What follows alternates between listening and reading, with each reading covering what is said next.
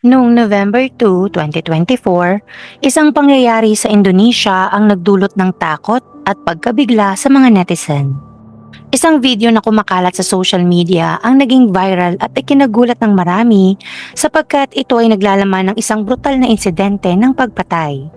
Ang kwento ng video ay nagsimula sa isang masayang live streaming sa Facebook ng isang babae na si Hertalina kasama ang isang babae na kumakanta at ang lahat ay tila normal at masaya. Subalit sa hindi inaasahang pangyayari, biglang sumulpot sa likuran ni Hertalina ang kanyang asawang si Agus at walang ano-ano, kitang-kita sa kamera ang sunod-sunod na pananaksak na ginawa ni Agus sa kanyang asawa. Makikita rin sa video ang reaksyon ng kasama ni Hertalina na nagulat at hindi makapaniwala sa nangyari. Ang karahasan ay natigil lamang nang may isang lalaking nakasuot ng puti ang sumaklolo at umawat kay Agus. Ang nakakalungkot ng mga pangyayaring ito ay lahat naganap sa harap mismo ng kamera na kahit ang mga manonood ng mga oras na yon ay walang magawa kundi maawa sa sitwasyon ni Hertalina sa kamay ng kanyang asawa. Ano nga ba ang nagtulak kay Agus na gawin ang karumaldumal na krimen na ito laban sa kanyang sariling asawa? Ano ang dahilan at motibo sa likod ng brutal na pag-atake? Mabubuhay kaya si Hertalina mula sa mga malulubhang sugat na kanyang natamo? Mahuhuli kaya si Agus at haharapin ang parusa para sa kanyang krimen? Kung nais mong masagot ang mga katanungan at malaman ang buong detalye sa likod ng nakakakilabot na pangyayari kay Hertalina, tara at aking isasalaysay. Bago tayo magpatuloy sa aking kwento, pakisubscribe ng aking channel. Pindutin ang bell button, piliin ang all para updated kayo sa lahat ng videos na i-upload ko. At huwag nyo rin kalimutang i-like at i-share. Maaari rin kayong magpahatid ng inyong saloobin gamit ang comment section sa baba. At pakifollow na rin ang Facebook ng MagTV page. Si Hertalina BR Simanjuntak ay isang 46 years old na babae mula sa Serdang Bedagay, North Sumatra, Indonesia. Siya ay pangalawa sa 7 mga anak ng kanyang mga magulang at kilala sa kanilang komunidad bilang isang masayahing tao. Sa tuwing may kasiyahan o pagtitipon sa kanilang lugar, siya ang kadalasang nagpapasigla sa kapaligiran at nagpapanatili ng kasiyahan ng mga tao sa paligid. Bukod sa kanyang kakayahang magpasaya ng iba, kilala rin siya bilang isang shaman o paranormal. Isang tao na may kasanayan sa pagpapagaling at pagbibigay ng gabay na tinuturing na isang biyaya na naipasa mula sa kanyang mga ninuno. Dahil dito, siya ay hinahanap at kinikilala ng mga kapitbahay at iba pang tao na nangangailangan ng tulong.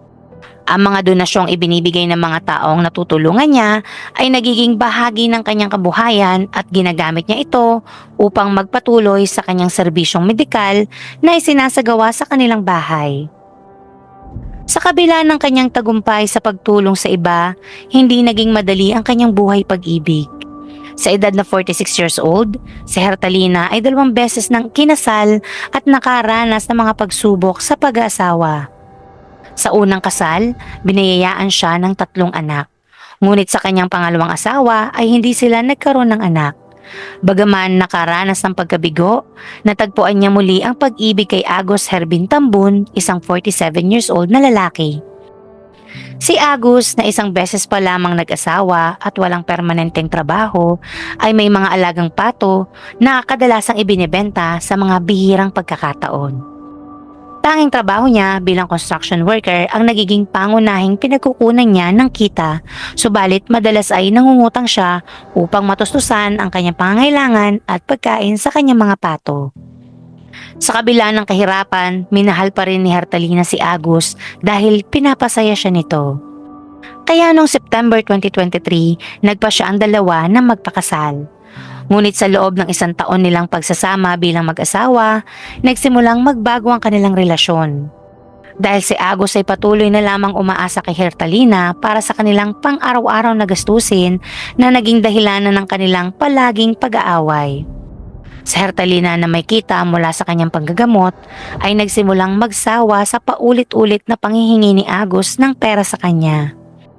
Gayunpaman, sa kabila ng mga pag-aaway, hindi pa rin siya tumigil sa pagsuporta sa kanyang asawa. Ngunit noong Sabado noong November 2, 2024, muli ngang humingi ng pera si Agos kay Hertalina, ngunit sa mga panahon na yon, hindi na siya binigyan ng asawa. Dahil dito, nagkaroon ng isang matinding pagtatalo sa pagitan nilang dalawa.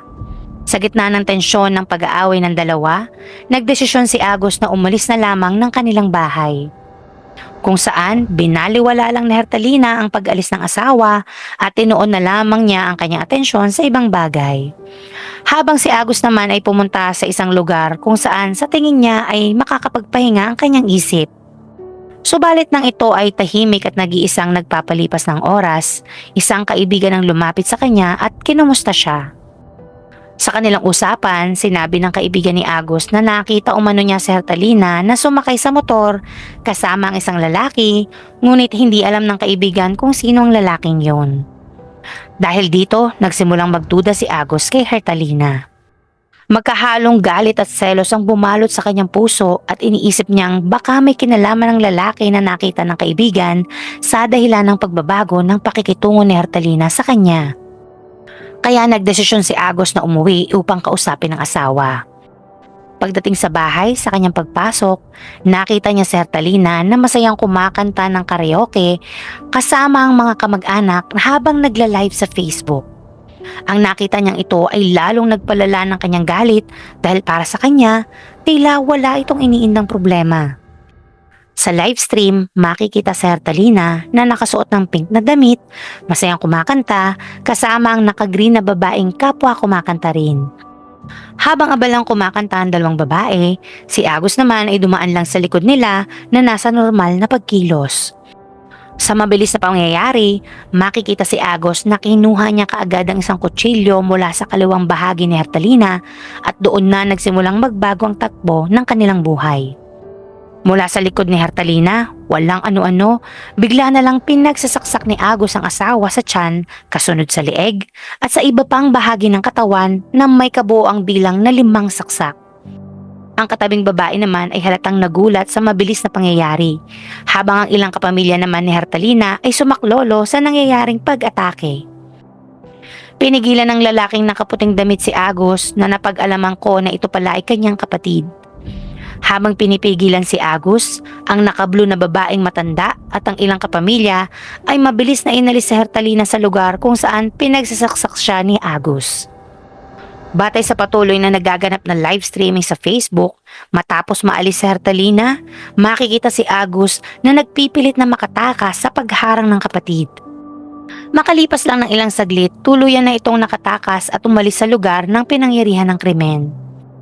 Ang dating masayang mga tinig ng kantahan na maririnig sa kanilang live streaming sa Facebook, napalitan ito ng sigawan ng hinagpis dahil sa labis na pagkabigla sa mga pangyayari. Habang dinadala si Hertalina sa ospital, ang ibang kamag-anak naman niya ay tumawag na ng pulis upang iulat ang mga nangyari. Sa mga oras na yon, sinubukan ni Agos na magtago sa bahay ng kanyang kamag-anak sa Pond Village sa Ibanban District. Subalit sa pagtsatsaga at pagsisikap ng mga pulis na mahanap siya, natukoy pa rin nila ang lugar kung saan ito nagtatago. Agad siyang inaresto at dinala sa estasyon ng pulisya. Samantala, nang makarating si Hertalina sa pinakamalapit na ospital, agad siyang nilapatan ng paunang lunas. Ngunit dahil sa tindi ng mga tama na kanyang natamo, nahirapan ng mga doktor na siya ay pagalingin. Kaya't iminungkahi nilang dalhin siya sa isang mas maayos na ospital na may tamang pasilidad upang matugunan ang kanyang pangangailangan. Dinala siya sa Jivan Tebing Tinggi Hospital. Ngunit pagkarating sa ospital, lumala ang kanyang kalagayan kaya't kinailangan siyang lagyan ng mga tubo upang masuportahan ang kanyang mga organ na nanghihina na. Sa kabila ng lahat ng pagsusumikap ng mga doktor, hindi na nakayanan ni Hertalina ang laban para sa kanyang buhay at siya ay pumanaw na. Samantala, sa Sardang Bedagay Police Station, kinapanayam si Agos ng mga pulis. Sa kanilang pag-uusap, walang pag-aalinlangan niyang inamin ang kanyang ginawang pag-atake sa kanyang asawa. Ayon sa kanyang salaysay, nagselos siya at nakaramdam ng galit nang sabihin ng kanyang kaibigan na nakikipagkita si Hertalina sa isang lalaki. Pinaniniwalaan niya ang lalaking ito ay ang dating asawa ni Hertalina at baka nakikipagbalikan pa ito sa kanya.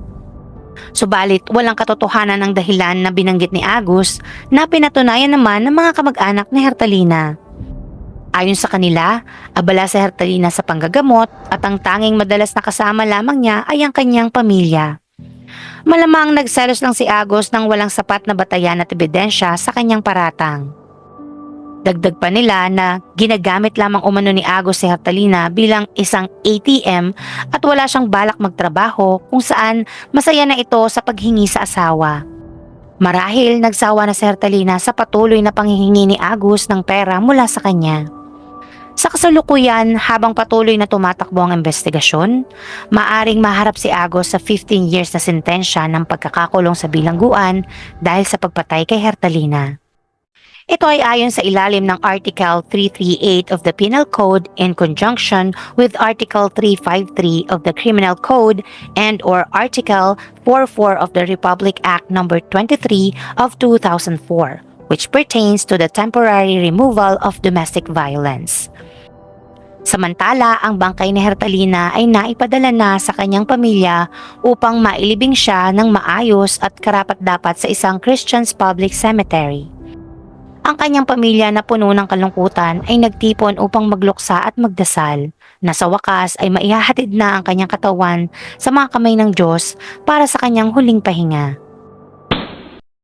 Bago po matapos ang video, nais ko pong batiin sina Randy Piano from Palawan, Marquez Marvi from Romania, at Maria Socorro Mejia from Italy. Sana po ay tama ang bigkas ng inyong mga pangalan. At kung nais nyo pong magpa-shoutout, paki-comment lang po sa ibaba. Dito na po natatapos ang kwento patungkol kay Hertalina B.R. Simanjuntak. Ako po si G, maraming salamat.